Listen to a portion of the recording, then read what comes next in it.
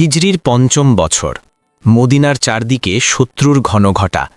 কুরাইশ ও তাদের মিত্ররা আক্রমণ করতে এগিয়ে আসে। মুসলমানরা খনন করে গভীর খন্দক, শহর রক্ষার শেষ আশ্রয়। মদিনায় বসবাসকারী ইহুদি গোত্র বনু কুরাইজা নবী মোহাম্মদ সাল্লাল্লাহু আলাইহি ওয়াসাল্লামের সাথে চুক্তিবদ্ধ ছিল, শত্রুকে সাহায্য করবে না। কিন্তু খন্দক যুদ্ধের মাঝেই বনু কুরাইজা গোপনে চুক্তি ভেঙে ফেলে।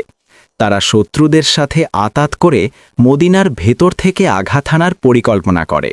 মুসলমানদের অবস্থা হয়ে পড়ে ভয়াবহ। সামনে শত্রু, পেছনে বিশ্বাসঘাতক। নারী ও শিশুরাও নিরাপত্তাহীন। আল্লাহর সাহায্যে প্রবল ঝড় ওঠে। শত্রুদের শিবির ছিন্ন ভিন্ন হয়ে যায়। খন্দক যুদ্ধ শেষ হয় মুসলমানেদের বিজয়।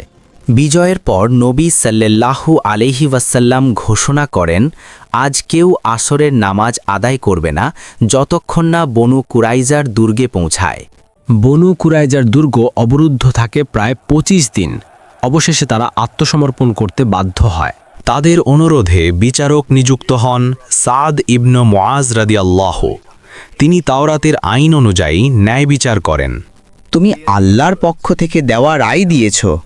বনু কুরাইজা যুদ্ধ ইতিহাসে প্রমাণ করে বিশ্বাসঘাতকতার শাস্তি আছে, আর ইসলামে ন্যায় বিচার সর্বোচ্চ।